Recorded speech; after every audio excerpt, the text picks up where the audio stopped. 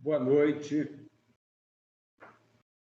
Inicialmente, vamos agradecer às pessoas que estão colaborando com esse webinário, no qual vai se tratar da análise de obras literárias exigidas pelo PAS 2023.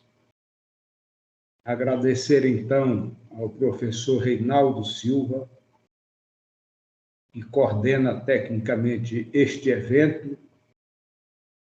Agradecer a Rayane, que está nos dando suporte. Agradecer aos alunos Técio, Gleice e Pedro Coimbra, que vão fazer as exposições. Eu sou o professor Irã, do Departamento de Letras, e coordeno a apresentação das análises dirigidas aos candidatos do PAS 2023, da UEMA e da UEMA-Sul. Feitas essas considerações, importa, antes de começar as exposições, nós devemos situar a assistência com relação ao porquê que a Universidade Estadual do Maranhão exige dos candidatos ao processo seletivo dela e da UEMA-Sul. A exigência, ela resulta da constatação de que muitos dos candidatos ao PAS aprovados, quando estão na universidade, manifestam um certo desconhecimento no que diz respeito ao uso padrão da língua portuguesa, seja no discurso oral, seja no discurso escrito. Então, a proporção que se exige dos candidatos à leitura das obras indicadas se parte da perspectiva de que a leitura dos textos ela dá uma grande contribuição no sentido de que as pessoas elas adquiram maior domínio da língua portuguesa.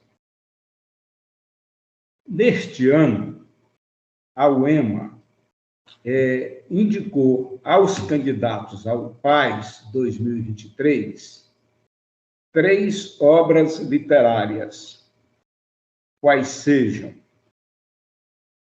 Cazuza, de Viriato Correia, Perto do Coração Selvagem, de Clarice Lispector, e Uma Ideia Toda Azul, de Marina Colasanti.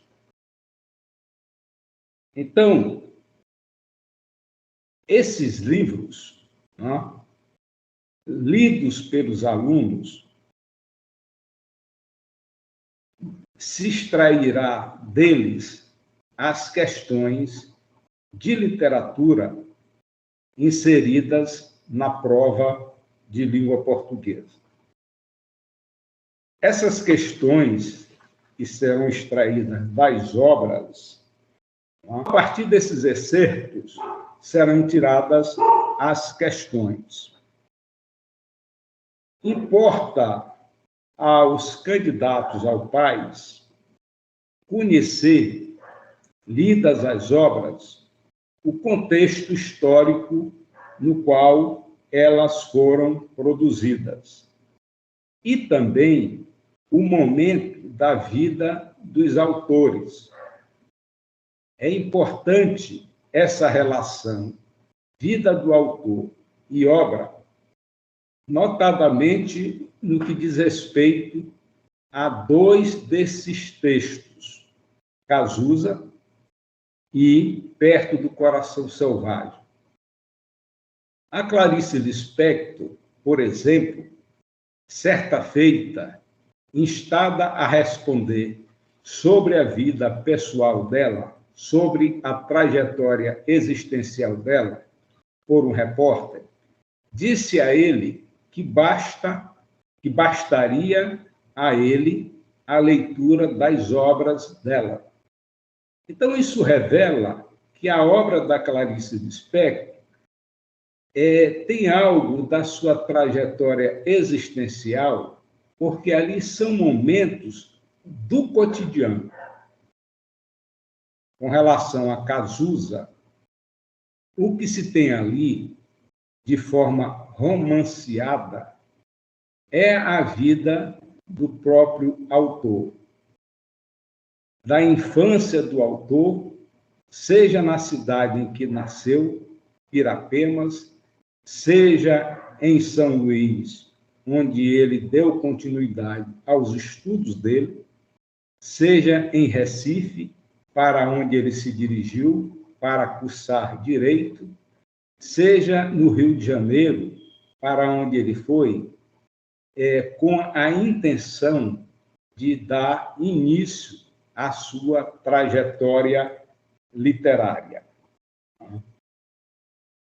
Então, é também importante que o candidato tenha consciência de que, além do momento histórico em que a obra foi produzida, além da vida do autor, ele conheça os períodos literários dos quais fazem parte as obras exigidas pela Universidade Estadual do Maranhão. Então, por exemplo, situando-se perto do Coração Selvagem, no modernismo, na terceira fase do modernismo, tá? O aluno ele deve conhecer, então, a natureza do modernismo, da sua terceira fase, mas também ele deve conhecer os demais períodos literários, porque pode ser que seja exigida uma comparação do período que pertence à obra literária com os demais períodos da literatura brasileira. Então, daí a necessidade de se fazer a comparação dos períodos literários, dos diversos períodos literários da literatura brasileira. É importante também que o autor, que o candidato melhor, ele tenha uma visão do conjunto das obras literárias produzidas ao longo do período da literatura brasileira. Pode ser também que se peça uma comparação da obra que foi objeto de leitura com outras obras da literatura brasileira. Pode ser que se peça uma comparação, por exemplo, de Perto do Coração Selvagem com O Cortiço, do Aloísio Azevedo. Tá? Então, isto é muito importante. Tá? É importante também que o candidato ao PAS da UEMA ele conheça os elementos das obras literárias objeto de exploração das questões de literatura na prova de língua portuguesa. Quais são esses elementos? A que elementos nós estamos nos referindo? Nós estamos nos referindo ao enredo da obra literária. Nós estamos nos referindo ao narrador da obra literária, isto é, aquele que conta a história, estabelecendo, então, uma relação do autor com o leitor. Então, é importante também se conhecer o enredo. O enredo, ele é assim, vamos dizer, sinônimo, é sinônimo da história. Uma história, todos sabem, ela tem uma ação, ou tem várias ações, dependendo das espécies que estão contempladas na narrativa. Então, o que é uma ação em literatura? Uma ação é a movimentação das personagens, sendo que o romance ele tem a sua peculiaridade, sendo que o conto também tem sua peculiaridade.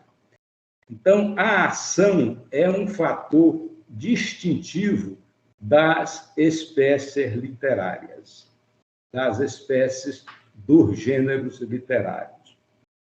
E se a ação é a movimentação das personagens, é importante ter em mente a classificação dessas personagens. Se elas são personagens protagonistas, se elas são personagens antagonistas, se elas são personagens secundárias, se elas são apenas figurantes. Elas estão na obra, mas não participam das ações dela. Importa também saber qual é o foco narrativo, qual é o lugar em que o narrador se coloca para contar esta história. Uma ação, ela não se dá no acaso, ela se dá no espaço. É importante, então, a consciência do candidato ao país no que diz respeito ao lugar em que essas ações acontecem. Como é importante também o tempo em que essas ações se desenvolvem. Por exemplo, perto do Coração Selvagem, você tem ali 2 tempos: o tempo da infância da personagem e o tempo do adulto dessa personagem. Então, feitas essas considerações, importa que o aluno ele esteja apto a responder às questões que vão se apresentar a ele no que diz respeito não só ao tema que está contemplado na obra literária, mas também no que diz respeito aos elementos, seja do romance, seja da novela, seja do conto. Então, nós temos aí 2 romances, que são espécies do gênero narrativo.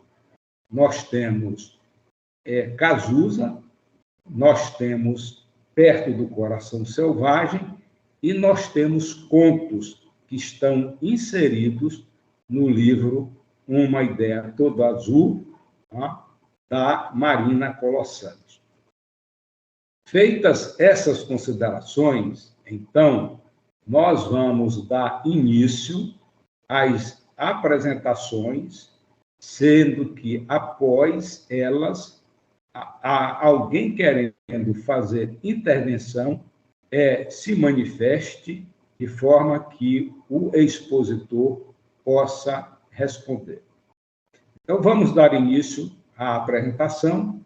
Eu vou chamar aqui o aluno do curso de Letras, Técio Fonseca, para que dê início à apresentação dele com a obra sob a sua responsabilidade. Técio, fique à vontade, então. Boa noite a todos. É uma satisfação participar como discente nesse projeto Café Literário, em que nós abordaremos as 3 obras para o PAS 2023.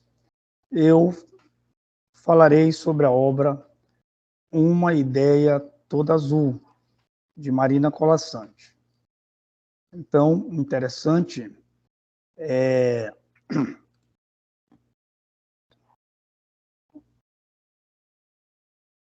que Uma Ideia Toda Azul, de Marina Colasanti, se insere num contexto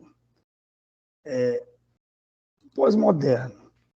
Mas antes disso, eu gostaria de frisar que o Lewis, numa frase, citou certa vez: uma história infantil que só pode ser apreciada por crianças não é uma boa história infantil. O curioso é que eu me lembro que certa vez tive a oportunidade de estar numa palestra com a escritora Marina Colasanti e o esposo, o também escritor Afonso Romão de Santana. E na oportunidade ela disse que a literatura não surge em um vazio, ela está inserida em uma cultura, em uma sociedade. A literatura, ela está inserida em um tempo que se enlaça. E isso é muito bom para se pensar. O contexto histórico que nós inserimos a obra Uma Ideia Toda Azul, da Marina Colasanti, é o contexto dos anos 60 aos anos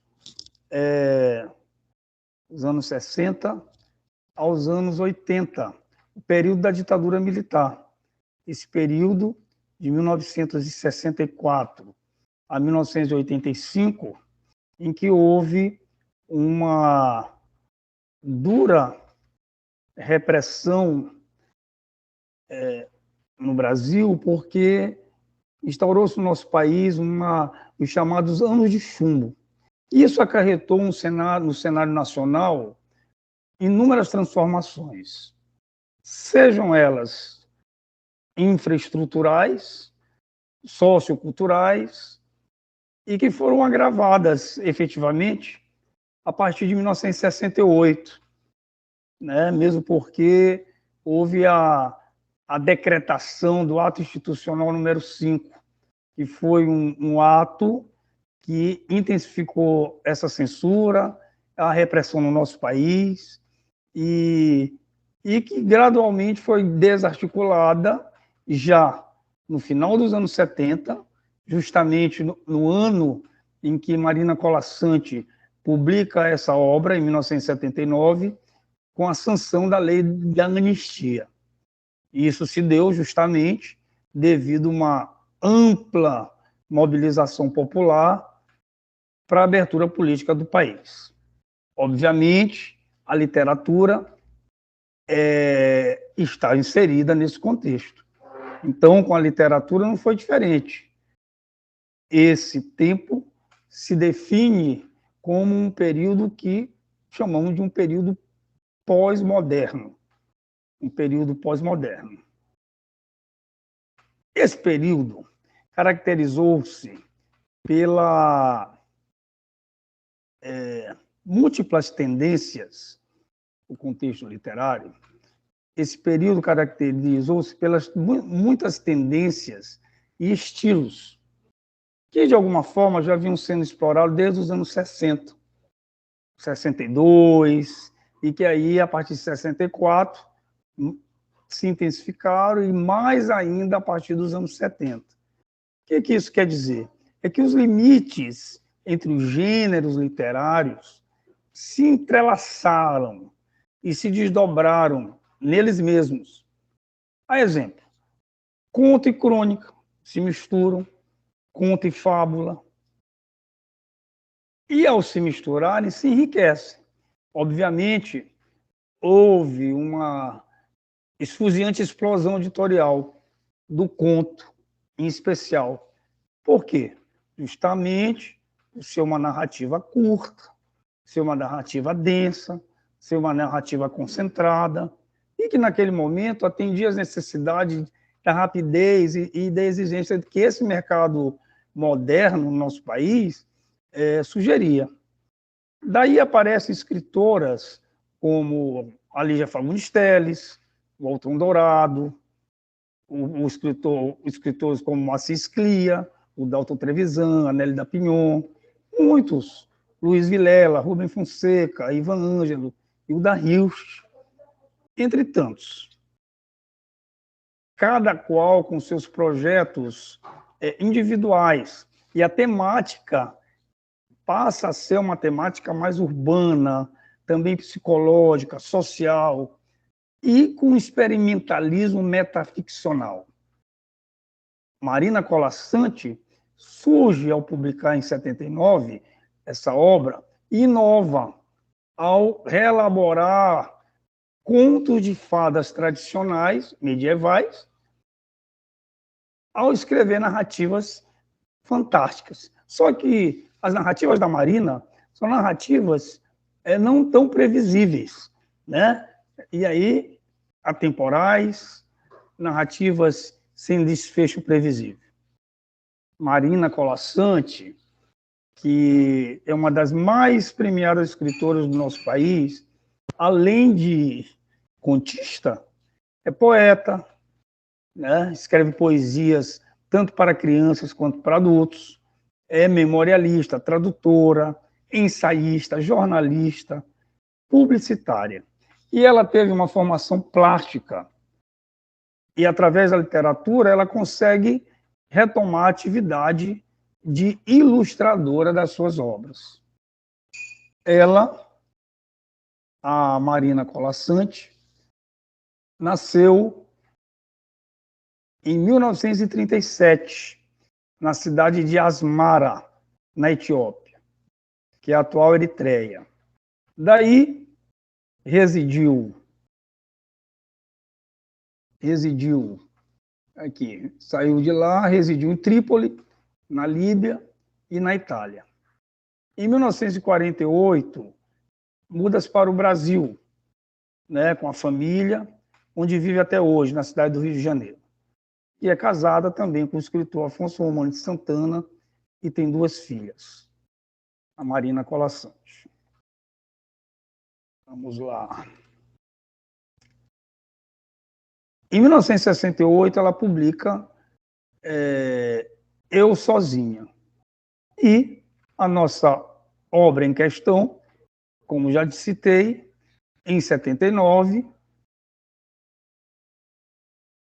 e o livro é agraciado com grandes prêmios.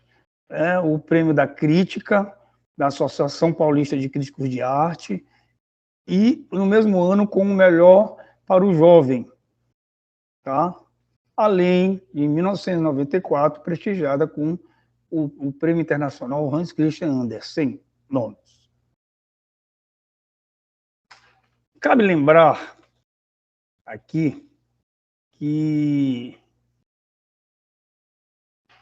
como citou o professor Alfredo Bose, um professor notável, crítico de literatura, na sua obra clássica, O Conto Brasileiro Contemporâneo, o conto cumpre, a seu modo, o destino da ficção contemporânea, posto entre as exigências da narração realista, os apelos da fantasia e seduções de jogo verbal, ele tem assumido forma surpreendente de variedade. Então, com Marina Colasanti, uma ideia toda azul, não foi diferente. Justamente, ela, nessa mesma palestra que eu ouvi algum tempo atrás, disse o seguinte: a obra surgiu escrito, diga-se, para o público infanto-juvenil, com histórias maravilhosas desses contos de fadas, por se aterem à história de reis, rainhas, princesas, castelos e torres. Só que, no entanto, a exigência desse tipo de conto para todas as idades permanece, historicamente, pelo próprio sentido ligado à essência do ser humano. Então, a fala da Marina Colasanti nos remete ao que eu disse no início, de que uma obra de literatura infantil, se for só para o público infantil, né, como eu citei inicialmente. Vamos falar agora um pouco um resumo da obra. O livro é um livro, como eu digo, assombroso. Essa é uma boa palavra. É uma experiência de leitura fantástica. Esse livro é composto por 10 contos, em que a autora, de maneira muito bem feita, laboriosa, coloca um narrador, entre aspas, despretensioso, e esse narrador narra de imediato, o que eu posso falar? Características não propriamente medievais, né? Narra sim, mas o que o narrador na obra faz? Esse narrador, ele é um narrador que narra. E o leitor mais desavisado, que possa cogitar, não acreditar em conto de fada, nessas histórias imaginárias de reinos distantes, num viés, num relance, ele se verá pego a um encantamento imorredouro, perene da infância. Na obra, reis, as princesas, os gnomos, os alaúdes, que são personagens, né? Cisnes e unicórnio, o que fazem? Circunvoam assim, os sonhos, né? Como é que eu posso dizer? Esses personagens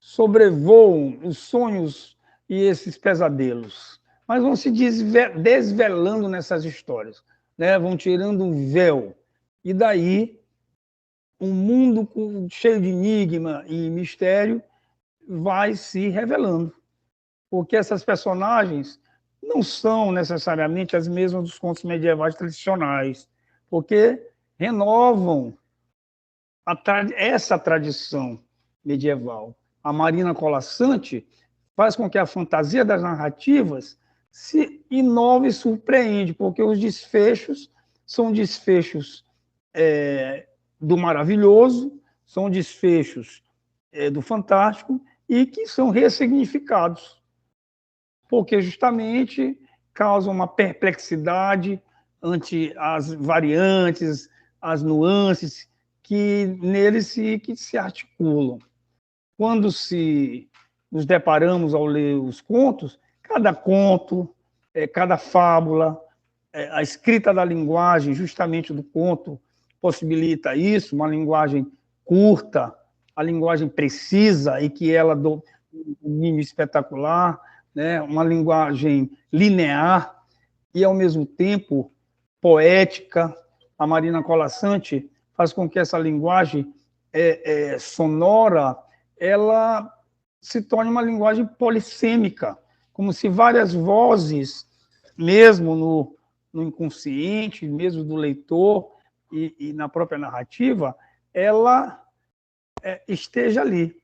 Mas, ao mesmo tempo, é acessível, é coloquial. Tá? Mais ainda, na obra Uma Ideia Toda Azul, ela trabalha também com uma intertextualidade. Isso também é muito importante. Se aproveita da formação plástica para, com as xilogravuras que são produzidas no livro, feitas por ela mesma, constitui um diálogo entre a palavra e essa imagem, e as imagens que, de uma maneira harmoniosa, constrói os cenários e essas ilustrações,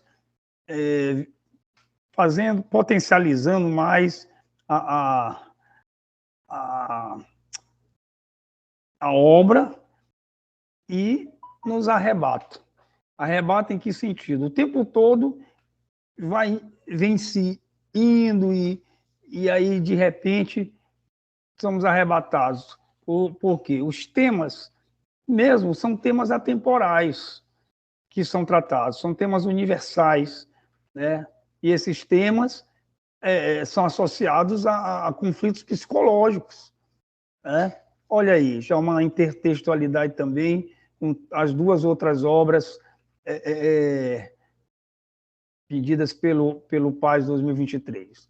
Então, há conflitos psicológicos do inconsciente, os dramas existenciais do ser humano estão presentes na obra, como a passagem do tempo, como vemos a morte, o amor, a felicidade, o medo, a solidão, a esperança, a angústia, sonhos, temas atemporais e universais que fazem parte da condição humana.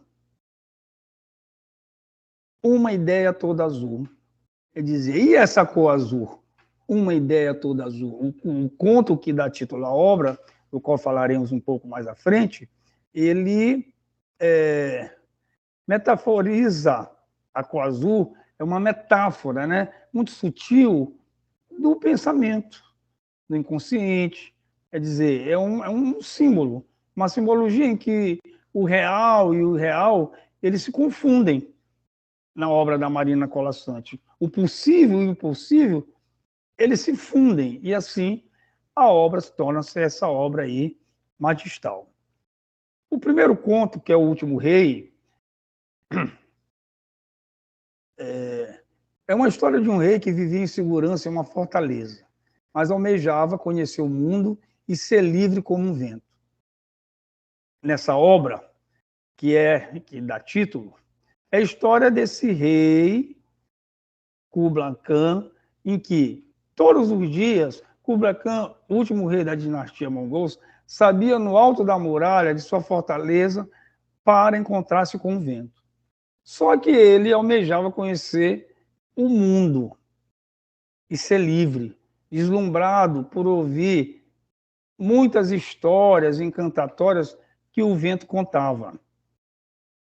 O vento vinha de longe e tinha o mundo todo para contar.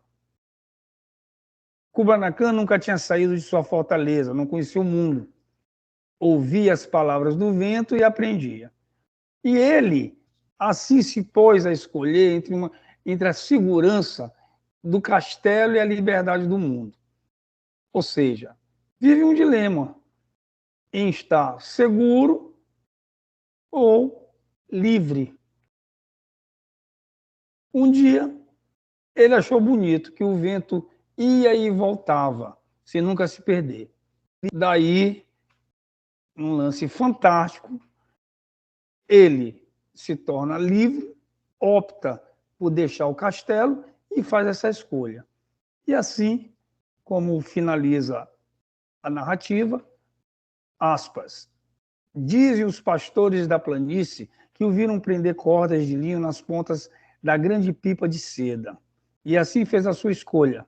Depois ergueu a pipa contra o vento e, abandonando com os pés o alto da muralha de sua fortaleza, deixou-se levar pela corda branca, o último rei mongol, longe no céu, lá onde se atinge o mar. A segunda obra, além do bastidor, é a história de uma menina bordadeira dedicada em bordar a própria vida para sair do mundo real e adentrar no mundo da fantasia. Essa menina,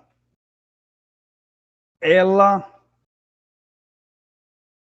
ao bordar, se dedica a tecer a própria vida, o próprio tecido, que é o tecido, mas a cada bordado, a cada linha, como bem sugere o título, ao alinhavar esse bordado, ela sai do mundo real e adentra no bastidor de um mundo da fantasia. que é o bastidor? O bastidor também é a ferramenta, é o objeto utilizado para bordar. É um pequeno círculo de madeira firme, fixo e fechado. Mas na obra transfigura-se metaforicamente, né, no decorrer da narrativa. A linha que elas utilizam para bordar torna-se, de fato, um elo entre a existência, o real, e a fantasia. E ela, diga-se de passagem, do meu ponto de vista, é o próprio tecido. Ela começou com a linha verde, não sabia o que bordar, mas tinha certeza do verde brilhante. Ou seja, a bordadeira, ela justamente não sabia onde ia chegar. Mas a partir do momento que prende a toda essa história, essa menina, ela não soube como aconteceu. Quando viu, já estava a cavalo do galho mais alto de uma árvore, porque há um relance, né? O sol brilhava no bordado da menina. E foi no dia da árvore. Foi no dia da árvore. Ou seja, vai haver uma mudança, né? Uma alteração, né? Foi no dia da árvore, a árvore estava pronta, parecia não faltar nada. No entanto, aqui, ela bordou os cabelos e o vento não se mexeu mais, quis bordar o rosto, mas estava escondido pela sombra. Então bordou a fita dos cabelos, arrematou o ponto e com muito cuidado cortou a linha. E com muito cuidado cortou a linha. Resolveu cortar a linha. Por quê? Porque havia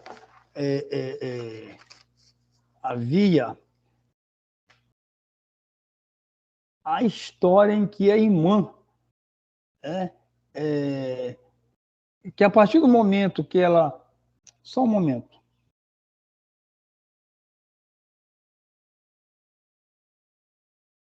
É preciso lembrar que a intervenção do outro. Então ela opta por ser livre.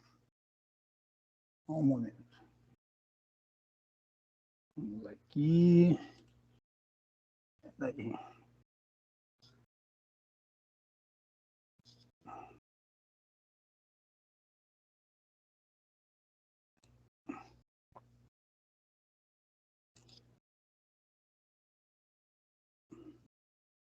Não estou conseguindo passar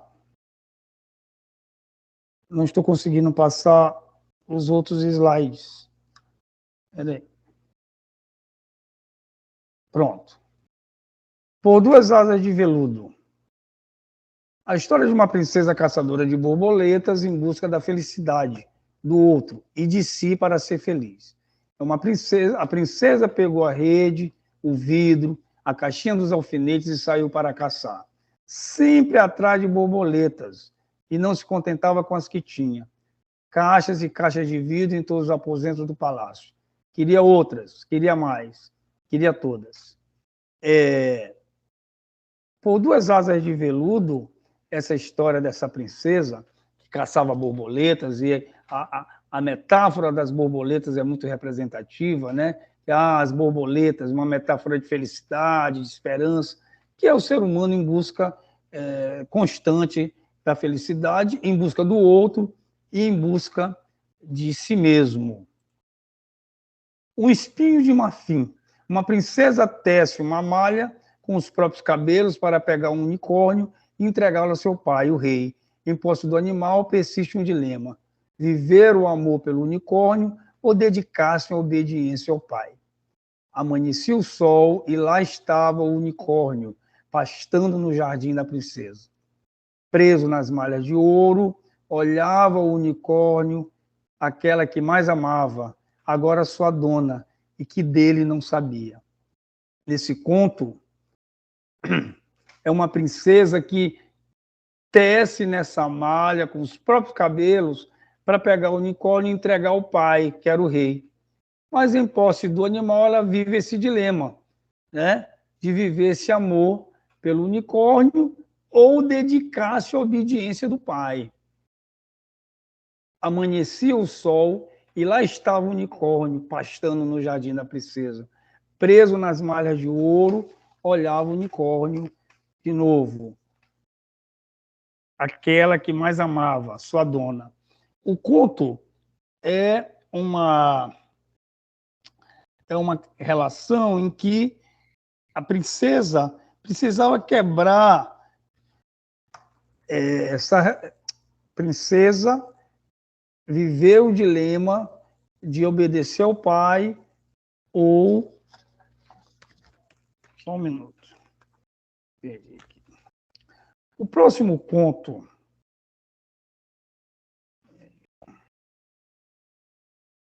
Uma Ideia Toda Azul.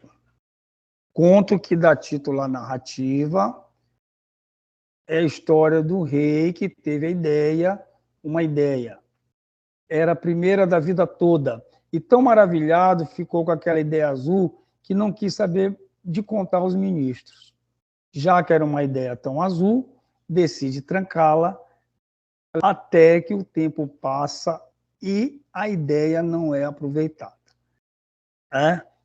Ou seja, ele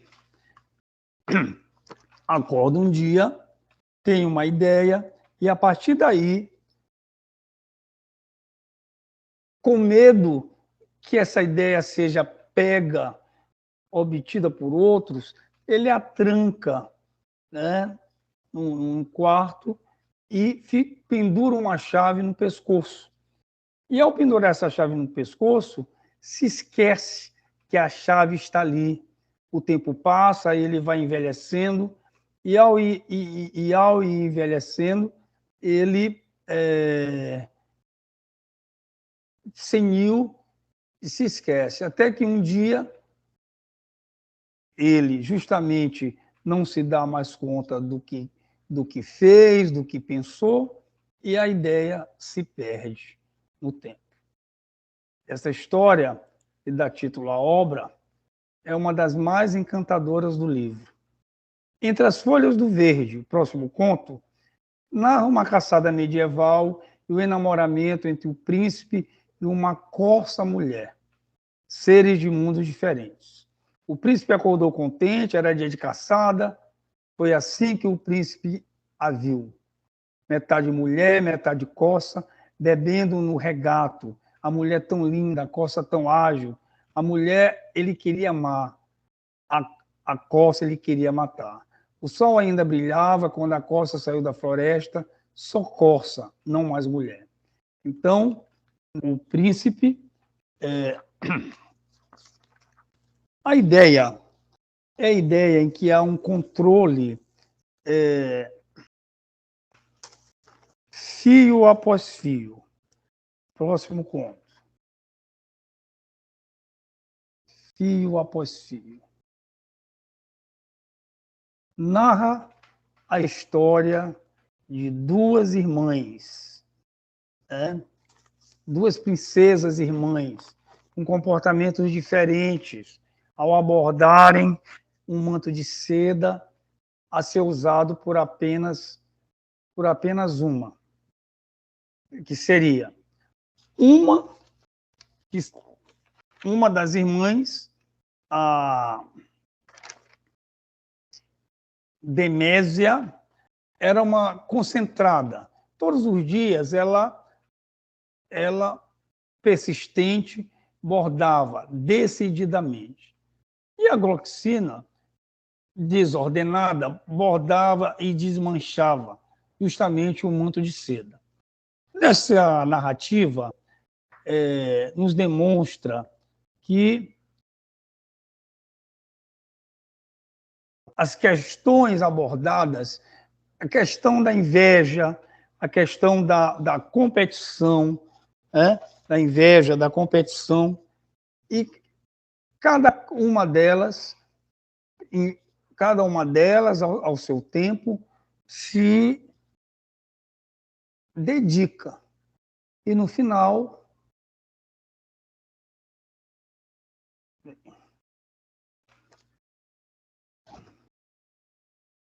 Só um minuto, tive um problema aqui. Ô, meus caros, tive um pequeno problema aqui. Mas retomamos. No próximo conto, narra a história de a primeira só, a história de uma princesa solitária e protegida pelo pai, autoritário e egoísta, sem laços afetivos, sem ter com quem brincar. Ele engana e lhe faz prisioneira diante de um espelho refletido. É uma princesa que vive solitariamente e o pai, egoísta, com medo de perdê-la, a entrega um espelho em que ali ela se autorreflete, né? Se autorreflete a pensar que tem outras amigas, né? Que tem outras amigas, tem outros amigos, e aí pode brincar. Juntamente com isso, há uma bola de ouro. Certa vez, joga a bola de ouro no espelho, o espelho se estralhaça, e daí surgem inúmeros amigos, vários amigos, e nessa brincadeira. E ela se depara com essa situação, né?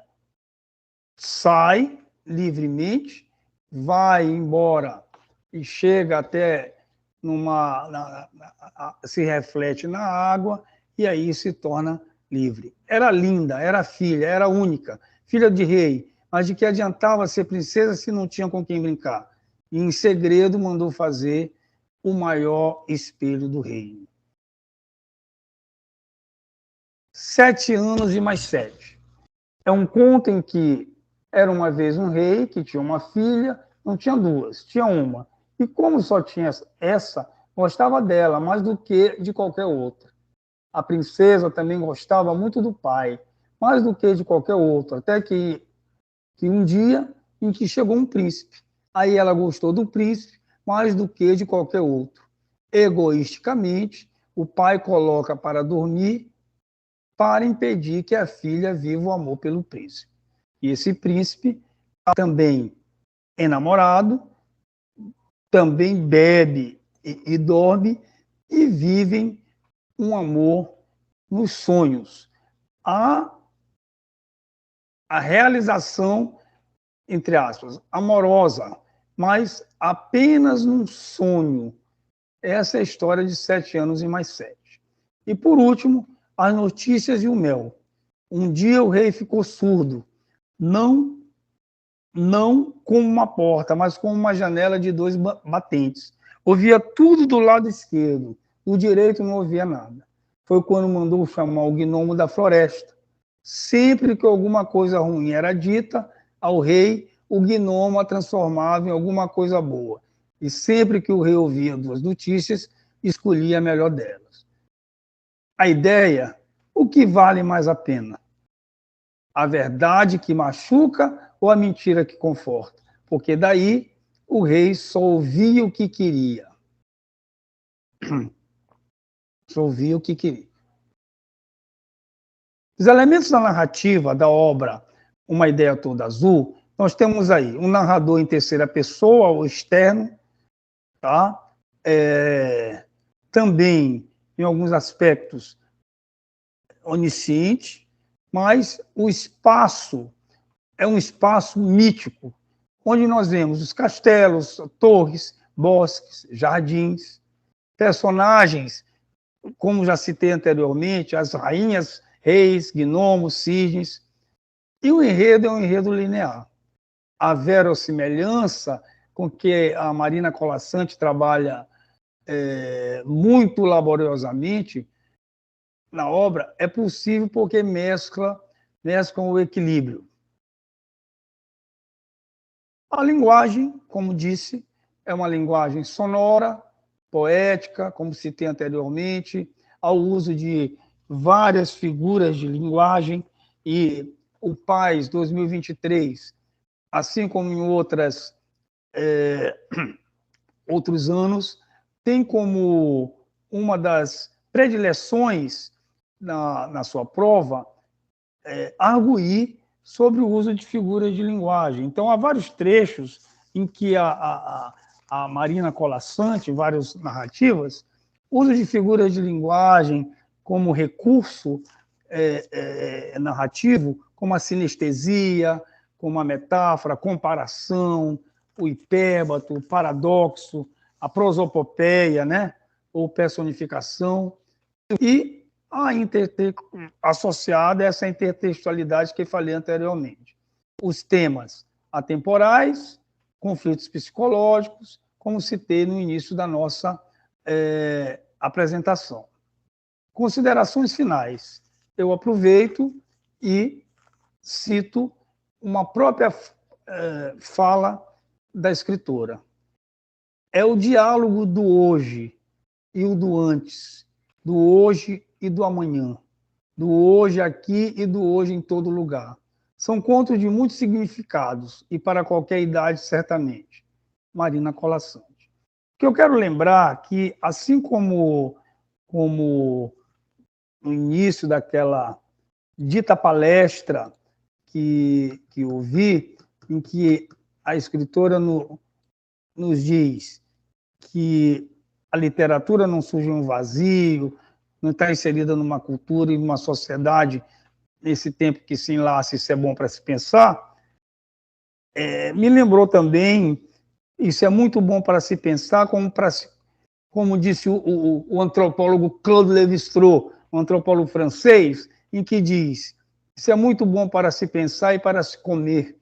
A linguagem, a literatura, a leitura é muito bom para se pensar e para nos alimentar como uma referência na construção da nossa reflexão pessoal e de repertório. Meus queridos, muito obrigado. Muito obrigado por essa apresentação. Me desculpem aí esses entreveios, né? Mas fico aqui agradecido.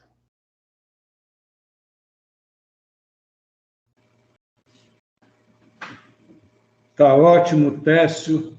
Muito obrigado pela apresentação.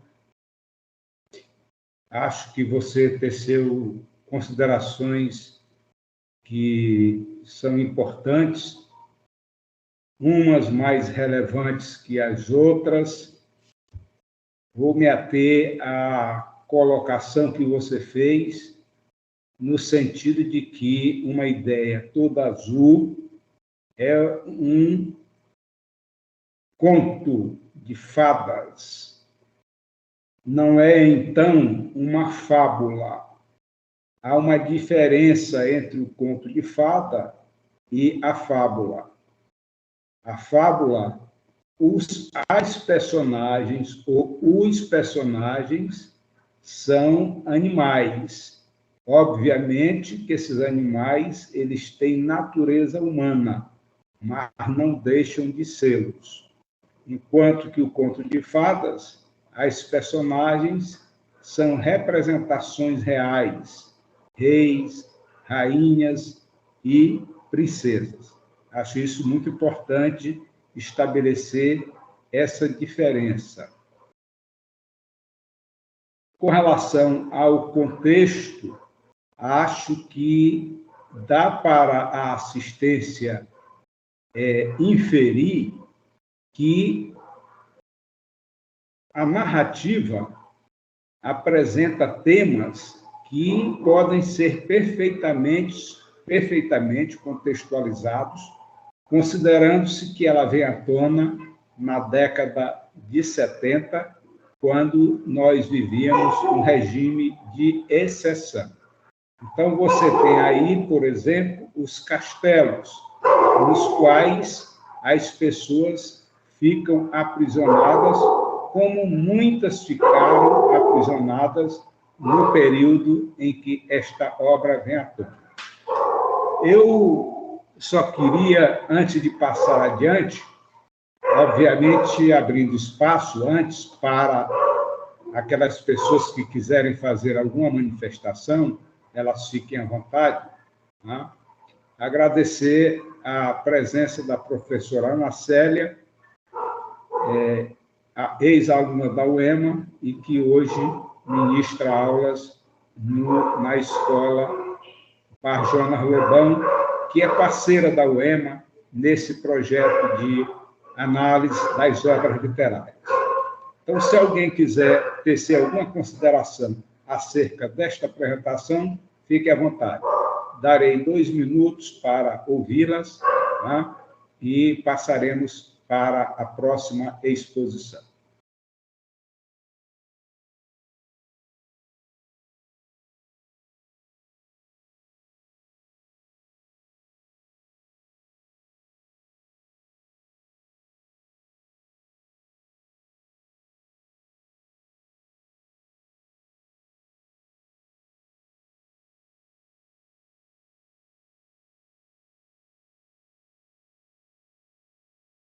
Então, não havendo, assim, consideração acerca da apresentação, nós podemos seguir adiante com a exposição a cargo da aluna do curso de Letras, Gleiciele Martins. Fique à vontade, Gleiciele.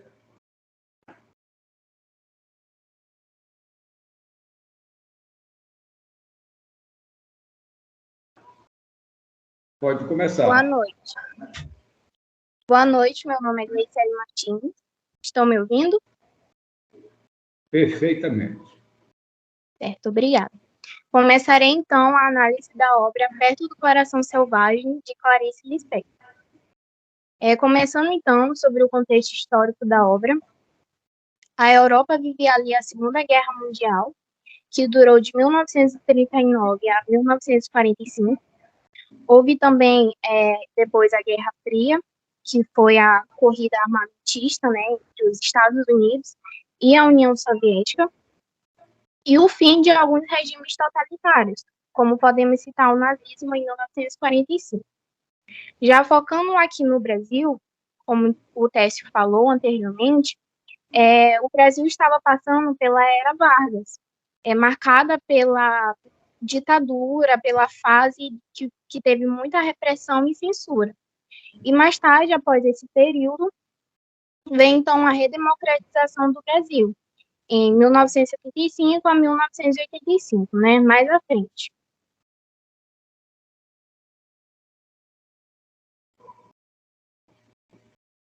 Perante o exposto, né, sobre o contexto histórico, vamos então para o contexto literário da obra.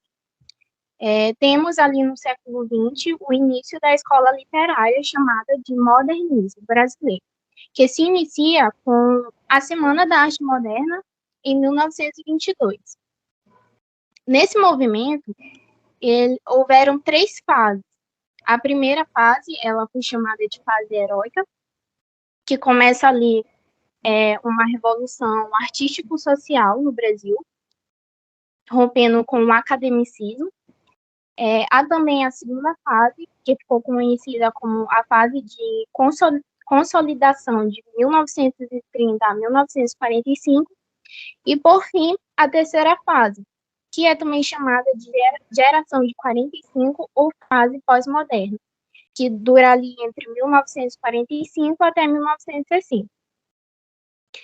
Essa geração de 45, ela também é chamada de terceira geração modernista. Podemos ver no slide.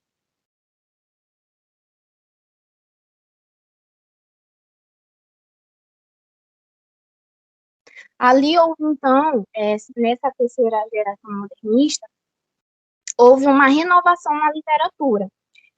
Os autores, eles vão trazer ali temas universais e humanos e quebrando paradigmas da literatura tradicional, que era de costume, né, até então.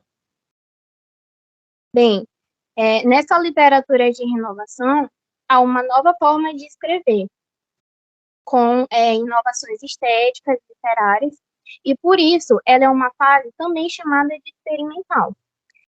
Há uma certa crítica social nas obras, só que ela é mais introspectiva, né? A característica das obras em si. A linguagem, ela passa a ser usada além da comunicação. Começamos, então, a perceber a visão dos personagens sobre a sociedade, tudo que se passa dentro da cabeça dos personagens. Assim, as obras, elas passam a terem uma interpretação mais singular e individual, além de ser compreendida através de sentidos, já que o foco, ela não vai estar, não em si na história, mas nas emoções e sentimentos do personagem. Podemos citar vários autores, como coloquei no slide, dessa geração, da terceira geração modernista, mas destaco aqui o Guimarães Rosa, o José Cabral de Melo e a nossa Clarice Lispector, que é a autora da obra a ser analisada, que é o Perto do Coração Selvagem.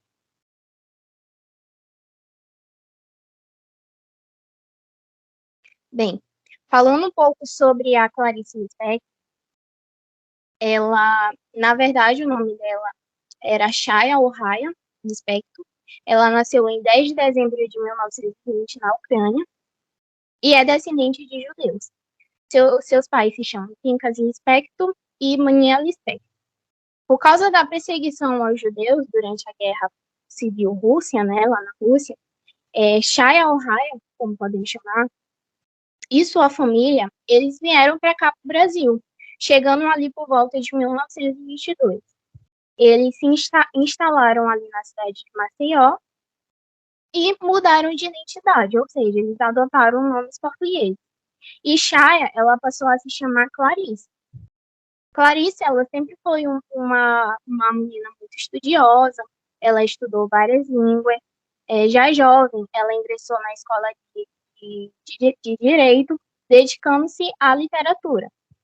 Ela trabalhou como jornalista, redatora e repórter.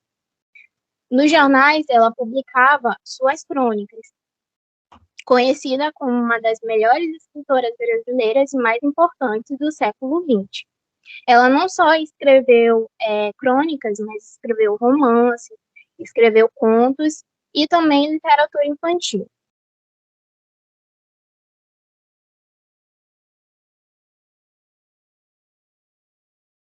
Bem, o seu primeiro romance, que é o nosso da análise, Perto do Coração Selvagem, foi publicado em 1944. No ano seguinte, a escritora por esse romance ganhou o prêmio Graça Aranha, da Academia Brasileira de Letras. A autora também ela usava pseudônimos, como Ellen Palmer ou Teresa Claves, para escrever. Em 1943, ela se casou e teve 2 filhos, chamados Pedro e Paulo. E mais tarde, a escritora ela foi naturalizada brasileira. Ela se declarava pernambucana e, infelizmente, ela faleceu no Rio de Janeiro, no dia 9 de dezembro de 1977, aos 56 anos, perto de fazer aniversário.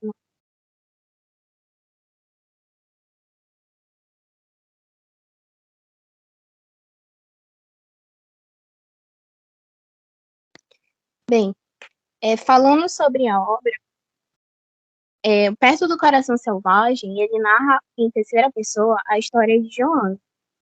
É contado em 2 tempos, no qual a personagem Joana projeta, recorrendo a fluxos de consciências que vamos ver mais à frente, o que seria, né, sua vida interior, contrapondo suas experiências de menina e de adulta, mergulhando ora no passado, ora no presente, segundo o fio condutor de memória.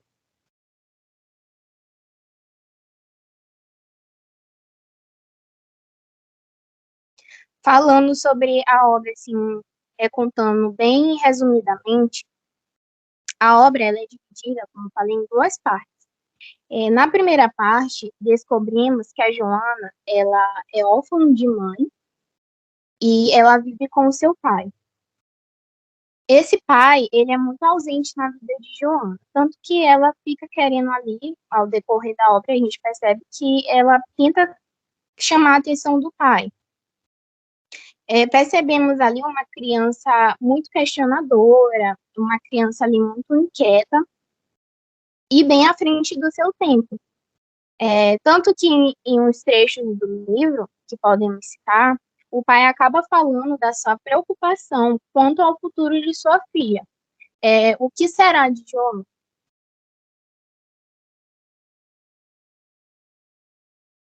Bom, depois de um tempo, o pai ele acaba morrendo, sendo assim, a Joana vai morar com sua tia e seu tio. Só que por conta de seu comportamento, como falei anteriormente, né, ela era uma criança e depois adolescente, fora dos padrões sociais da época. Ela questionava tudo. E a tia, por não ter paciência e por ser assim padrão da sociedade, né, ter uma visão padrão da sociedade, a tia acaba mandando ela para o internato. Nesse internato, a Joana terá uma paixão platônica pelo seu professor. Esse professor, é interessante a relação deles dois, como aluno e professor, que é como se ele fosse um oráculo na vida de Joana. Ela costuma questionar ele sobre diversos assuntos, sobretudo assuntos existenciais. Temos, então, a segunda parte do livro, né, onde já vai passar a vida de Joana, já ela adulta, casada com o Otávio. E há então conflitos ali no casamento, o livro demonstra vários conflitos no casamento. Descobrimos mais à frente que o Otávio, ele possui uma amante, que é, né, a sua ex-namorada e prima, chamada Lídia.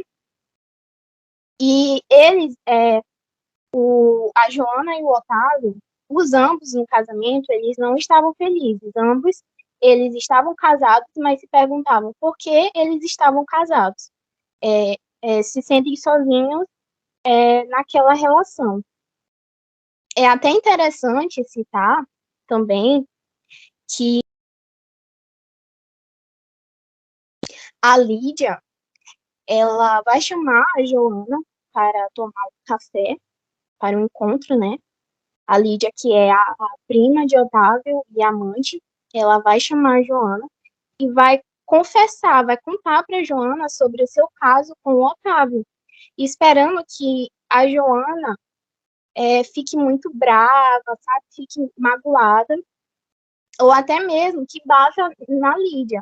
Mas não, a Joana, ela age friamente e é mais interessante ainda que ela diz para a Lídia que tudo bem. Só que a Lídia, ela só terá o Otávio por inteiro, por completo, quando a Joana se tornasse mãe. Ou seja, quando ela diz assim, quando eu querer ser mãe. E bem, a Lídia, ela ficou com mais raiva ainda. Porque assim, a Lídia era totalmente o oposto de Joana. Ela era, como podemos dizer hoje em dia, a bela recatada do lar. Ela se encaixava totalmente no padrão social de mulher da época. Ela queria casamento, queria filhos. Isso para ela era a solução dos problemas. Já para a Joana, não. A Joana, ela queria aquilo, mas ela queria mais, ela não se contentava. Aquilo para ela não era a solução de seus problemas. E aí a Lídia ficava mais zangada e com inveja, podemos até dizer, eu senti um pouco de inveja na Lídia, porque a Joana, ela tinha a vida dos sonhos da Lídia, né? Só que ela tinha essa vida, mas queria mais, não bastava para ela. E para a Lídia, aquilo tudo era um sonho. Assim, há esse triângulo amoroso, né? Entre a Joana, a Lídia e o Otávio. Bem, mais à frente, a Joana, ela acaba se separando de Otávio e tem um caso com um rapaz. Só que esse rapaz no livro, ele é muito insignificante porque ele não é descrito, não possui nome. E, por fim, ela acaba indo viajar sozinha, buscando novas experiências.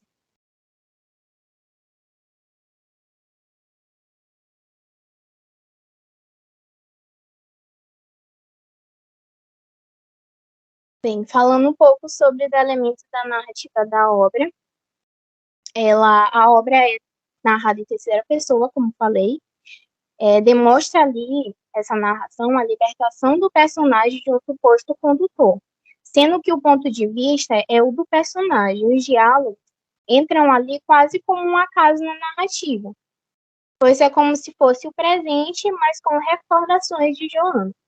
O enredo, ele não é linear, ou seja, não há uma ordem cronológica de fatos. Sobre os personagens, a Joana, que é a personagem principal, a Elsa, que é a mãe falecida de Joana, há o pai dela, né, que acaba morrendo, tem a tia e o tio de Joana, o Otávio, que é o marido de Joana, o professor que responde essas perguntas, né, essas questões mais existenciais da Joana, tem a mulher do professor, e é interessante também falar da mulher do professor, porque a mulher do professor era como se fosse a idealização de mulher de Joana, ou seja, ela admirava bastante a mulher do professor. Ela tinha essa paixão platônica por ele, mas admirava a forma como aquela mulher vivia a sua vida.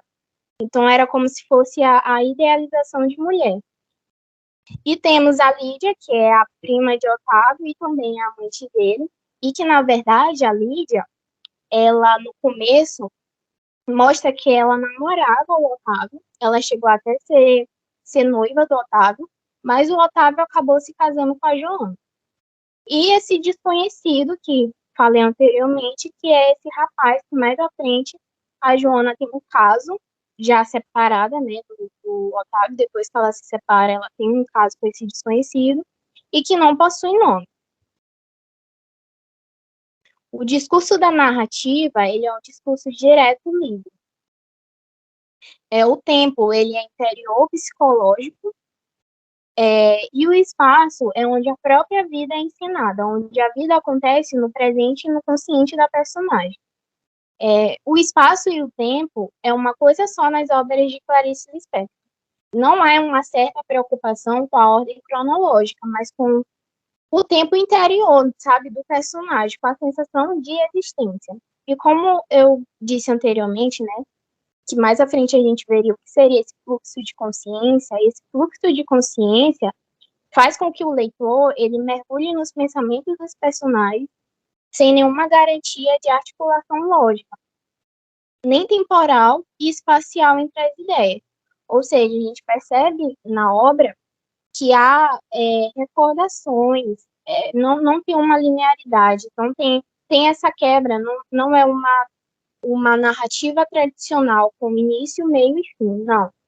É tudo ali, é um pouquinho até difícil de entender no início, quando você pega a obra em si, você fica, meu Deus, que é isso? Mas você vai montando ali os quebra-cabeças da história e faz todo sentido.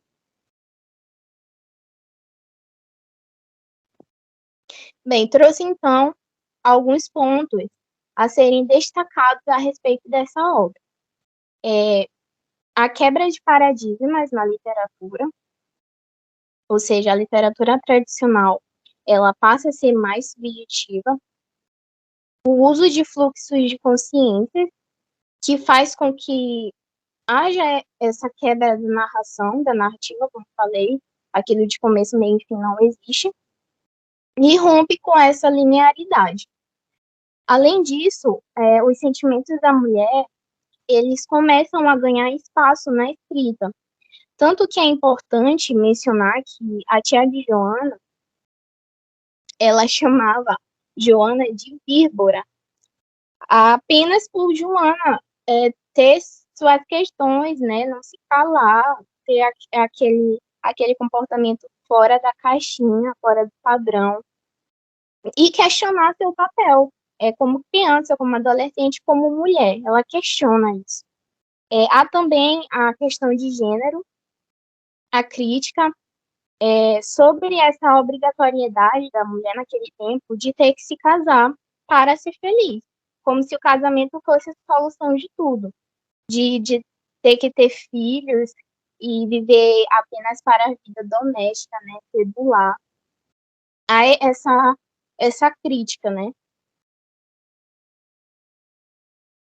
Sem falar também que antes as mulheres na literatura, elas eram narradas de acordo com a visão masculina, né? Elas eram construídas, escritas de acordo com a visão masculina. E temos essa quebra com a Clarice Lispector, pois antes, as mulheres elas eram descritas como submissas ou então apenas como um acessório para o personagem masculino principal.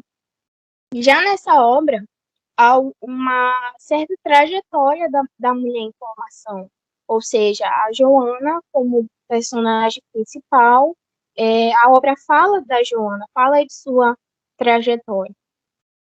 Outro ponto, certo, eu trouxe aqui um trecho da obra que eu achei muito interessante, que traz essa visão da Joana sobre o casamento. Como consta no slide, abre aspas. Isso vem contra mim, pois eu não pensava em me casar. O mais engraçado é que ainda tenho uma certeza de que não casei. Julgava mais ou menos isso. O casamento é o fim. Depois de me casar, nada mais poderá me acontecer. Imagine, ter sempre uma pessoa ao lado, não conhecer a solidão. Meu Deus, não estar consigo mesma nunca, nunca. E ser uma mulher casada quer dizer uma pessoa com destino traçado. Daí em diante é só esperar pela morte. Esse trecho, ele chama bastante minha atenção por ser uma visão que a Joana tem sobre o casamento. Bem diferente das meninas da época, né, ao redor de Joana, que sonhavam em se casar. Bem, outro ponto também a ser destacado é a simbologia da água na obra. Esse contato da Joana com a água, como podemos reparar no trecho, né, quando ela diz, abre aspas, o cheiro do mar me invadia e me embriagava. As algas boiavam. Bem sei que não estou transmitindo o que significavam como vida pura esses banhos em jejum, com o sol se levantando, pálido ainda no horizonte. Bem sei que estou tão emocionada que não consigo escrever. O mar de Olinda era muito iodado e salgado, e eu fazia o que no futuro sempre iria fazer. Com as mãos em coxo, eu as mergulhava nas águas e trazia um pouco do mar até minha boca. Eu bebia diariamente o mar, de tal modo que queria me a ele. Ou seja, a água é justamente aquilo que a Joana quer ser, vamos dizer assim. A água, por ser maleável, por ser fluida, algo que se segue ali de forma natural. E é isso, a Joana, ela não queria seguir regras, ela não queria ter ali seu caminho traçado pela sociedade. Ela queria se autoconhecer e queria, sobretudo, ser livre. Além disso, temos questionamentos sobre a existência na obra também. Questões filosóficas a serem debatidas, questões existenciais, que podemos dialogar com a obra que o Técio falou, fez a análise. A construção do seu próprio eu, a busca por autoconhecimento, a questionação sobre o que é ser feliz, como no trecho no livro que consta, abre aspas, depois que se é feliz, o que acontece? O que vem depois? Ser feliz é para se conseguir o quê? Ela pergunta em um momento para a professora, aí a professora ela fica um pouco sem entender no início, e eu lembro também que ela fala para Joana anotar essa pergunta em um papel, e mais tarde, talvez, né, com os anos, ao longo dos anos, a Joana abre esse papel e ela mesma responde a sua pergunta.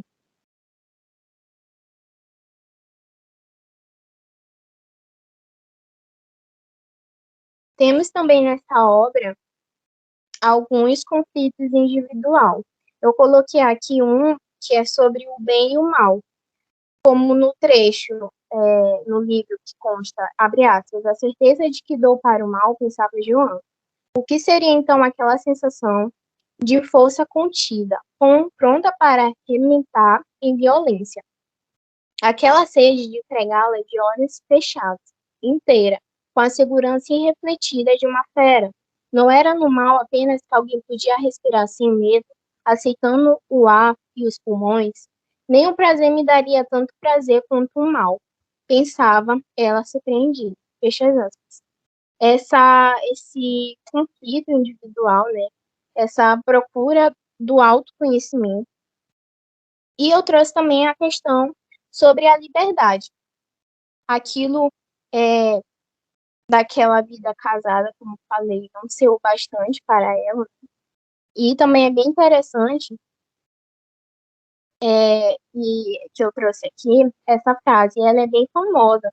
A gente encontra essa frase nas redes sociais, em vários lugares que as pessoas postam, e eu trouxe ela aqui, que eu acho ela sensacional. Abre aspas. Prisão, liberdade. São essas as palavras que me ocorrem. No entanto, não são as verdadeiras, únicas e insubstituíveis. Sinto, ela fala, liberdade é pouco. O que desejo ainda não tem nome.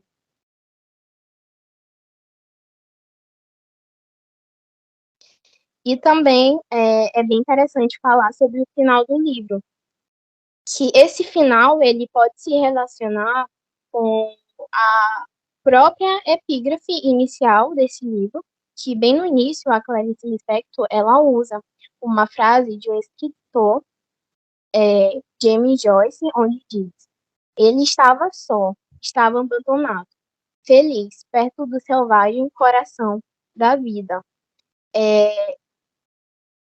Essa frase, chamado do James Joyce, ela se relaciona diretamente com o nome do livro, né? O Perto do Coração Selvagem, que seria o quê? Ser esse selvagem para a Joana, seria o quê? Aquele que não se deixa doutrinar, aquele que não quer seguir regras de modo assim muito contido ali nos padrões sociais. Ela não quer. Tanto que no fim do livro há esse monólogo.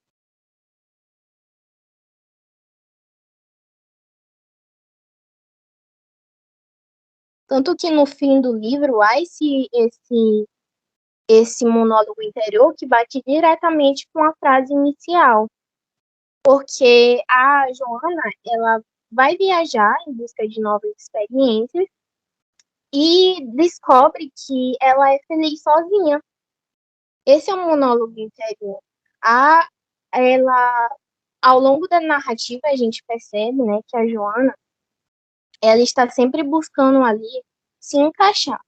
Mesmo que o comportamento dela seja diferente das demais, mas ela se sente ali que ela não consegue se encaixar. E por quê?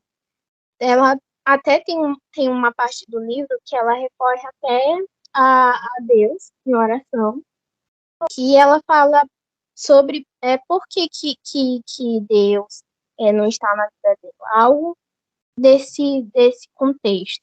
Ela sempre buscava ser amada, ela sempre buscava aceitação, ser acolhida, mas nesse fim que ela vai viajar, que é logo depois que ela tem esse caso com o desconhecido, eu acho assim que esse desconhecido, o rapaz, ele passa a ser insignificante na jornada dela, porque ela percebe que ela não precisa do casamento, ela não precisava da aceitação da tia, do tio, até por conta desses abandonos, né? Que desde o início ela sofreu, como a morte da mãe, ela ficou muito nova, né, órfã. Depois o pai morreu, aí ela foi para casa dos tios, mas não foi aceita.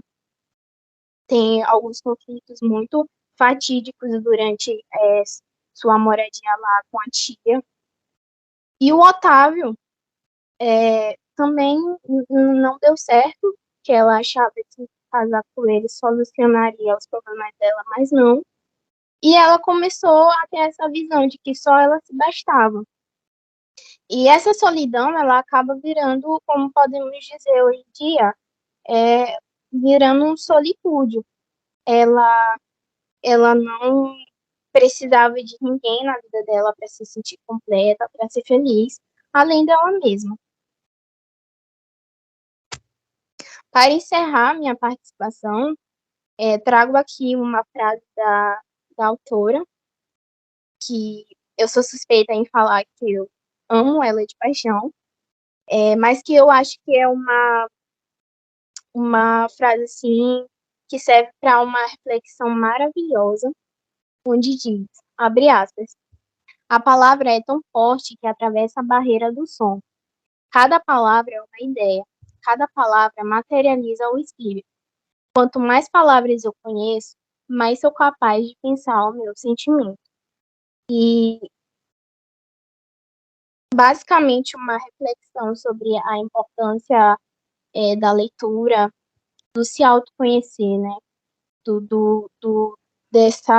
Da palavra, não só no aspecto literário, mas em geral mesmo, essa importância da educação. Aqui encerro minha participação. Muito obrigada pela atenção e espero que tenham gostado. Obrigado, Gleice. Eu vou aqui pedir desculpas à assistência, se porventura, no fundo, nós tivermos algum barulho, alguns latidos, que os vigias da rua, os cachorros, nesse horário, eles ficam muito agitados e não param de latir.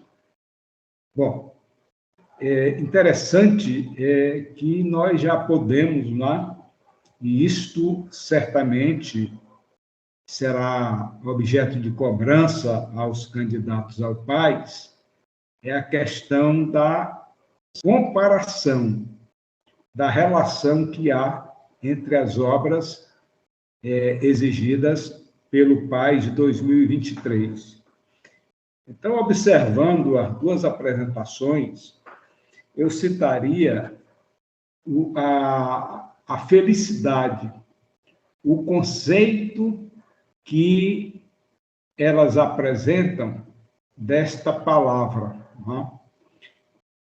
Importa, a partir das considerações que eles fazem, os autores fazem,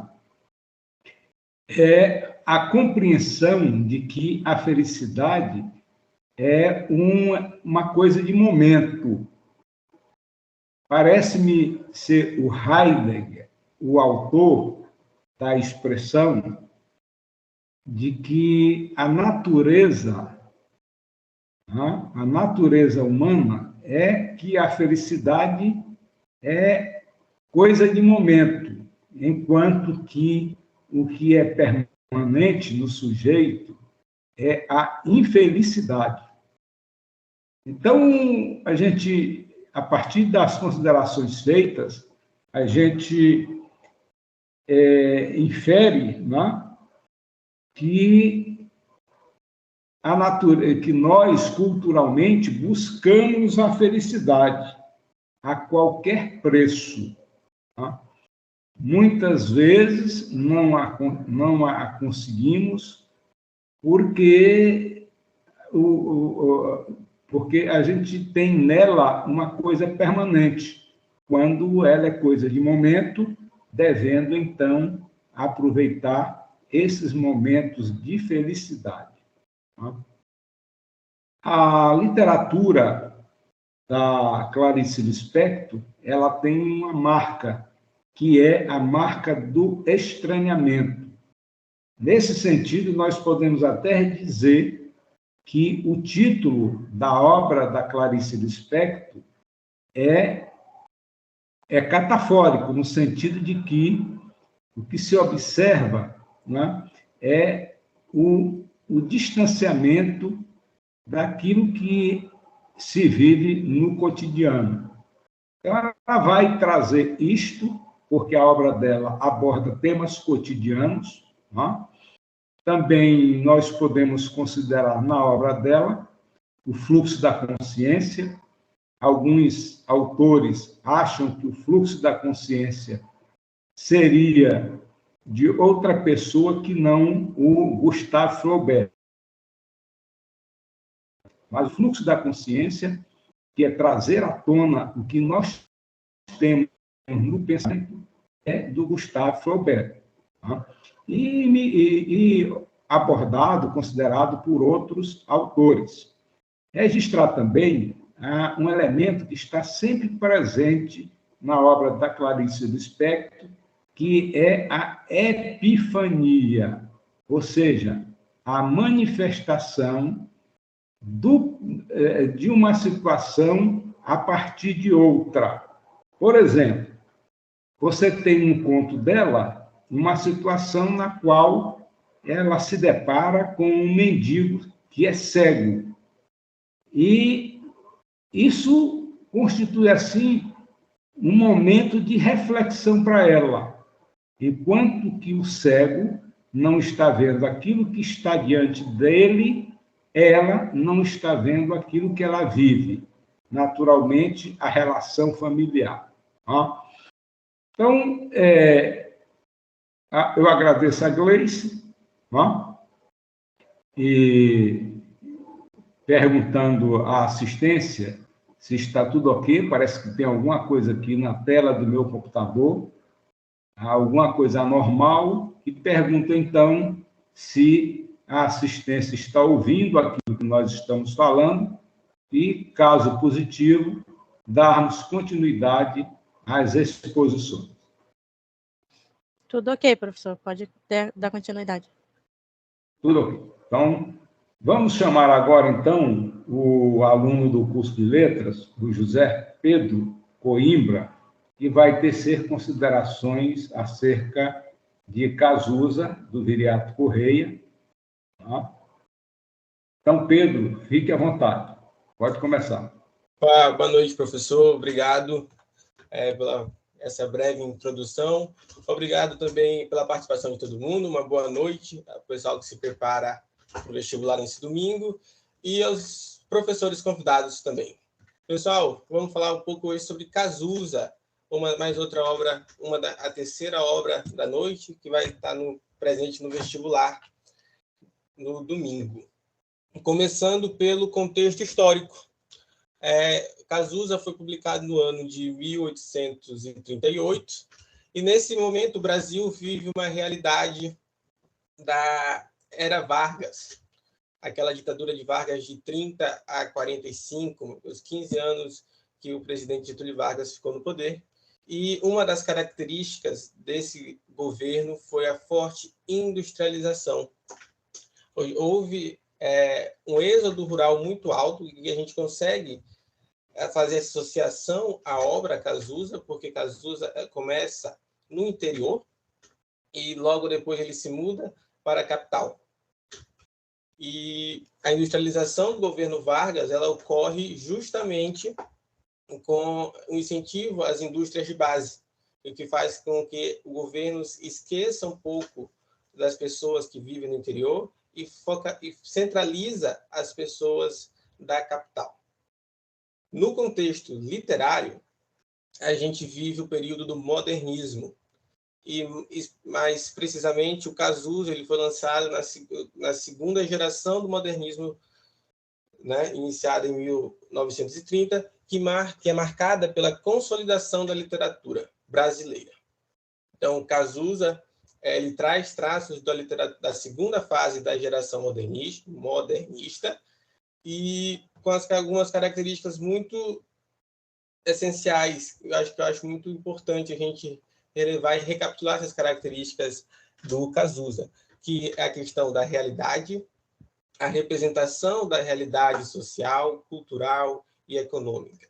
A gente tem um cenário da obra, desde o começo dela, interiorana, a imagem do interior. Então, Cazuza ele descreve características da sua cidade do interior, dos seus familiares, da sua vizinhança, dos seus amigos, com diferenças tanto na questão social, quanto na cultural e econômica também. Na questão Brasil, a gente tem a valorização da cultura brasileira, demonstrada por traços do cotidiano, da linguagem coloquial, que o Cazuza explora muito isso, o dia a dia das pessoas da cidade. Nosso Viriato Correia, autor de Cazuza, nascido em 1884, em Pirapemas, a gente já começa a criar aquela teoria de que o Cazuza pode ser o próprio Viriato Correia, o próprio autor, porque o Cazuza também é de Pirapemas, e se muda para a capital, o Viriato Correia, assim como o Cazuza, para realizar seus estudos primários em São Luís. Logo em seguida, ele foi a Recife para iniciar a vida dele na faculdade, na universidade, e em seguida foi para o Rio de Janeiro com a intenção de iniciar na carreira literária. O Viriato Correia também ele foi deputado estadual e federal do Maranhão, mas seu grande momento foi na literatura, onde ele escreveu crônicas, romances, peças e, mais destacadamente, na literatura infantil, tanto que ocupou uma cadeira na Academia Brasileira de Letras. Elementos da narrativa. O narrador é um narrador personagem. O próprio Cazuza narra as suas histórias, as histórias da sua infância. Ele inicia contando ali mais ou menos por volta dos 4, 5 anos, onde ainda vestia as calcinhas das suas irmãs. Tempo cronológico, Cazuza conta as histórias a partir da sua vida no povoado, mudando-se para a vila até chegar na capital. Ele passa pela vila de Coroatá e logo depois chega a São Luís, também com a história marca mesmo o estudo de Cazuza, a vida dele na escola, contando também os detalhes do dia a dia. O espaço, as cidades por que Cazuza passou. Então ele começa em Pirapemas, passa pela vila de Coroatá e logo em seguida ele se muda para a capital. Também é retratado a vida dele na escola, que é uma muito marcante, que a gente consegue levantar várias reflexões. As casas do povoado, as simples casas do povoado, os sítios, as chácaras, a história do circo, que a Cazuza, assim como Uma Ideia Toda Azul, também tem várias histórias, mas do mesmo personagem, mas histórias que destacam a vida na escola, a vida dele com a família, em outros ambientes. O resumo da obra. Por que se chama Cazuza? Logo no começo do livro, ele dá essa explicação. O próprio Viriato Correia dá essa explicação. Um vizinho de uma pessoa que o livro não informa, ele deixa uma pasta contendo vários documentos. E os familiares dessa pessoa não informada, desse anônimo, insiste que ele conte a história. E descobriu também que o nome dele ele era conhecido como Cazuza. Não se sabe nome nem sobrenome, mas se sabe que o apelido dele era o Cazuza. Então dizia, conta o Cazuza, fala as histórias do Cazuza. Até que um dia ele resolve abrir e já inicia com a infância, das roupas de menina até a escola. O Cazuza, na sua infância, retrata no começo a história dele no interior, como era o interior dele, de Pirapemas. Uma rua somente, com as casas com pouca estrutura, provavelmente um terrão, que a gente imagina. Ele faz uma descrição bem nítida, que a gente acaba imaginando uma cidade do interior. E o Cazuza usava, como eu disse anteriormente, usava as roupas das irmãs, as calcinhas. E quando é que ele vestiria roupas de homem? Quando pudesse ir para a escola. Então, desde cedo, o Cazuza, o personagem, ele começa a procurar os livros, a ler, para se demonstrar interessado à escola e os pais colocarem. Até que os pais colocam ele na escola. As figuras do povoado, personagens que marcaram a vida de Cazuza. Eu tenho muitos personagens que, além de marcarem a vida de Cazuza, a gente pode fazer uma comparação com os personagens típicos do interior. Por exemplo, no Cazuza a gente tem o velho Mirigido. O velho Mirigido, que ele assustava as crianças do povoado, para elas poderem fazer o que a mãe queria que eles fizessem. No caso da história, tomar o remédio. Se o menino não tomasse o remédio, o velho Mirigido vinha para assustar. Pelo menos na minha infância, eu ouvi muito falar do velho Mirigido, era mais meus avós vindo do interior. O velho Mirigido, então, outros personagens, como a Dona Janoca, a professora, apelidos entre os próprios meninos, o Pata-Choca era um deles. E assim vai os professores que o Cazuza vai destacando. a escola da Palmatória até o ensino da capital. A gente tem, inicialmente, no povoado de Pirapemas, a primeira escola do Cazuza, que é um ensino voltado para o tradicional. Um professor para vários alunos. E o terror da escola, o terror dos alunos, era a palmatória. Esse ensino mais agressivo, radical até e tradicional. Se a gente voltar muitos anos atrás, a palmatória persistia e era o terror dos alunos da escola. E isso assustava muito. Até que um dia o Cazuza apanha muito, que a mãe resolve, na mão, pega muito bolo, como eles chamam, mais uma gíria. Ele pega muito bolo até que a mãe decide tirar ele da escola e aguardar que ele fizesse uma idade mais alta para poder transferir ele para a escola da vila, a Vila Coroatá. E a vida na capital. Logo após passar por Coroatá, o Cazuza se muda para a capital, então ele conhece, vai ao teatro, vai para uma escola diferente, com pessoas diferentes, com uma cultura diferente, né? A gente faz aquela comparação entre o interior e entre a capital. Me surgiu uma escola diante dos olhos. Era uma escola diferente da que eu conhecia. Toda alegre, risonha, em liberdade. Uns escreviam, outros desenhavam, organizavam coleções de insetos ou liam, ou traçavam figuras no quadro negro. Cazuza. Esse trecho é um trecho em que Cazuza, logo após ele sair da escola tradicional, da palmatória, ele tem um sonho onde ele imagina a escola, uma escola perfeita, uma escola radiante, uma escola que dá vontade de ir. Então, Cazuza, a obra Cazuza apontada, destaca muito essa questão da escola. E bem aqui, a prova disso é um sonho que Cazuza tem, imaginando uma escola longe, que tinha alegria, que não tinha tristeza, que era dele, professores bons, uma estrutura boa. E é um trecho forte, porque, para a época, as crianças dos povoados não tinham, nem todas poderiam ir, fugir da escola tradicional do professor, da palmatória. As considerações finais. A obra Cazuza apresenta, ao longo da história, um estilo coloquial, dinâmico e diferente dos livros infantis que circulavam na época. Em falar na coloquialidade, a linguagem do cotidiano, tem um trecho que bate na casa dele e diz, ô de casa, aí ele responde, ô de fora. Então, é um traço do dia a dia, a língua, como a língua se manifesta no dia a dia das pessoas do interior. Então, o Cazuza é marcado por essa coloquialidade, tanto por ser do interior, como também um traço do modernismo, que tinha a questão do regionalismo brasileiro, a questão da coloquialidade, da linguagem do dia a dia. E o segundo ponto, que mesmo sendo uma obra de literatura infantil, Cazuza aborda questões muito importantes, como a pobreza, a vida, o preconceito, o orgulho, a simplicidade das crianças e, principalmente, a educação. Há trechos que ele ele fala sobre a importância de defender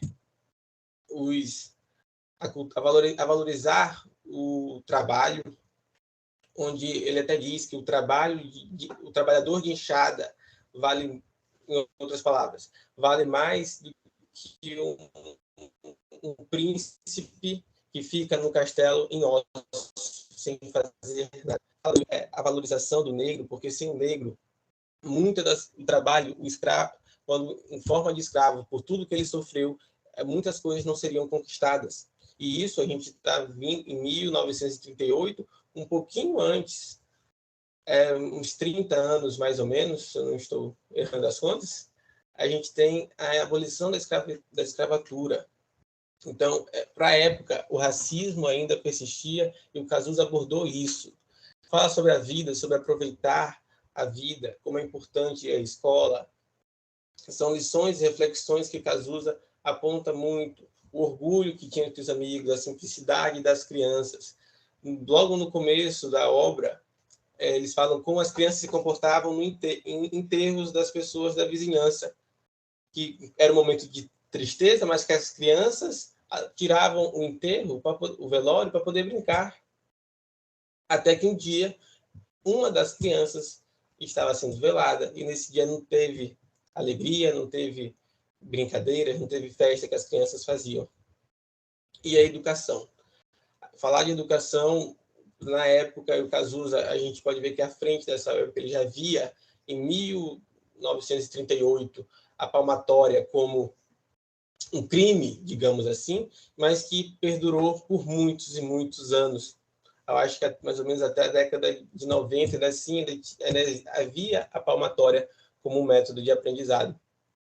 Aí ele muda de escola, uma escola que não tinha palmatória, que tinha diretoras e professores que se importavam com o aluno, que eram mães e pais dos alunos, tratavam eles como filhos.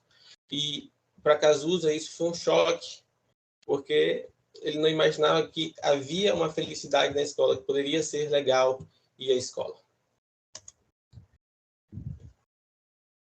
E aqui as nossas referências. Eu encerro a minha participação, desejo uma boa prova a todos vocês no domingo. Agradecer ao professor Irã pelo convite, ao Tércio e à Gleice, que fizeram excelentes análises, pelas discussões que a gente teve durante a semana, a Rayane também por cuidar da parte técnica desse nosso momento de hoje. Professor, passa a palavra para o senhor.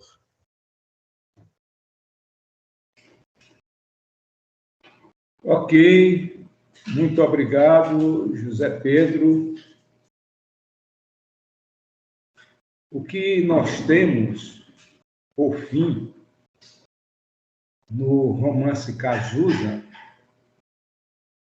é a correspondência entre a obra e o momento em que ela foi produzida. Essa correspondência ela se dá tanto no Brasil quanto no Maranhão, mais particularmente no Maranhão. O Cazuza, ou melhor, o Viriato Correia, ele é considerado pela crítica o segundo maior produtor de literatura infanto-juvenil. Só perderia, então, para Monteiro Lobato, que é o iniciador da literatura infanto-juvenil no Brasil. Alguns críticos dizem que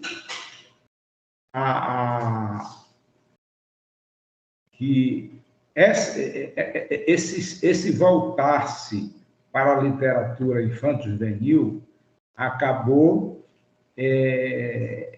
prejudicando a sua carreira intelectual, já que a literatura infanto-juvenil, naquele momento, não tinha o respeito devido por parte dos leitores.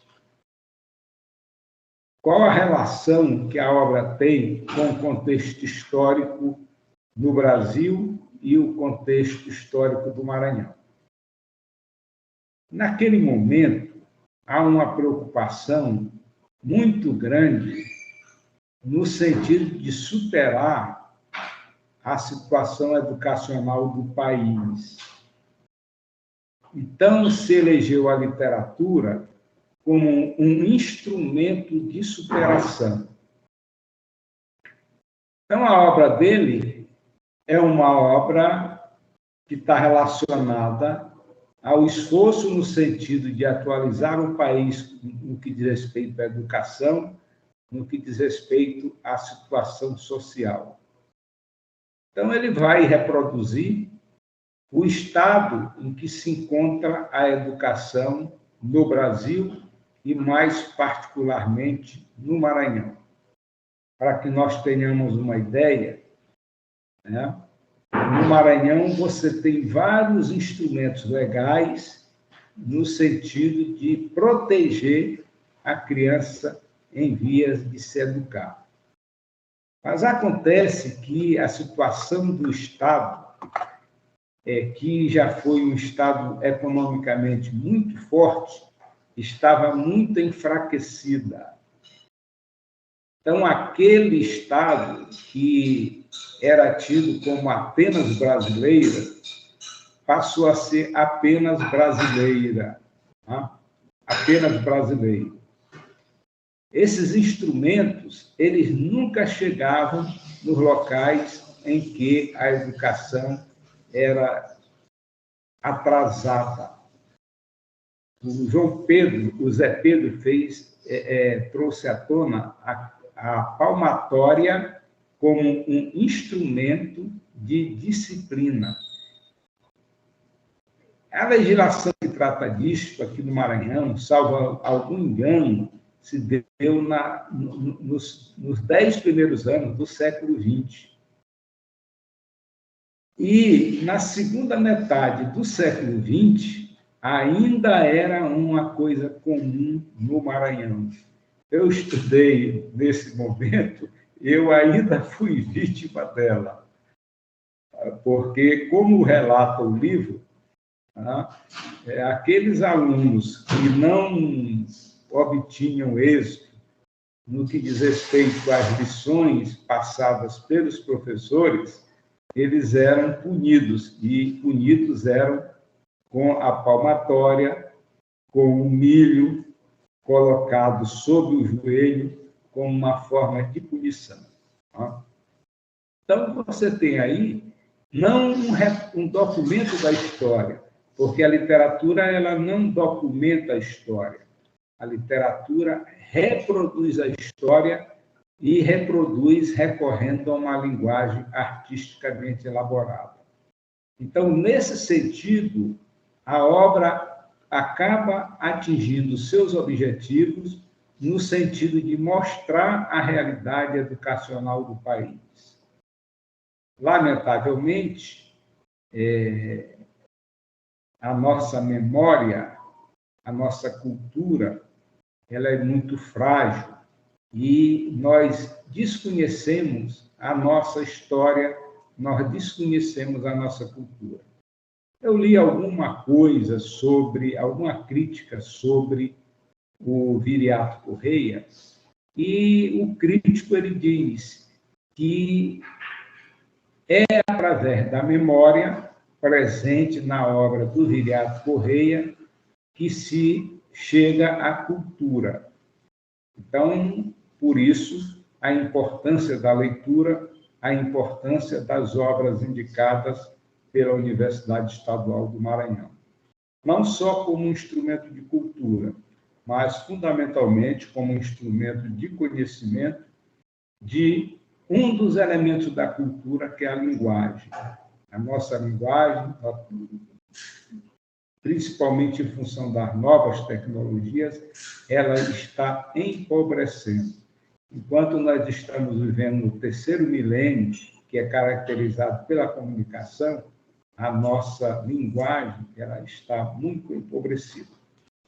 Feitas essas considerações, agradecer ao professor Reinaldo, que responde pela parte de informática da Universidade Estadual do Maranhão, que sempre se dispôs a apoiar o projeto de extensão que é objeto de apresentação, a Rayane, que ficou responsável pela logística, aos alunos Técio Fonseca, Gleice Martins e Pedro Coimbra, pela disponibilidade em participar desse projeto.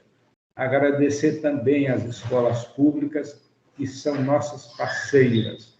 Esse projeto começou com o Bar Jonas Lobão, estendeu-se a outras escolas públicas e, considerando as circunstâncias epidêmicas que nós estamos vivendo, também se estendeu a algumas escolas particulares, né? Porque a plataforma ela é pública, então o acesso acaba sendo livre. Tá? Agradeço, então, a assistência, desejando boa sorte aos candidatos ao PAIS 2023. E se algum dos assistentes quiserem expressar alguma manifestação, fiquem à vontade, tenham a palavra, senão nós vamos dar por encerrado este webinar.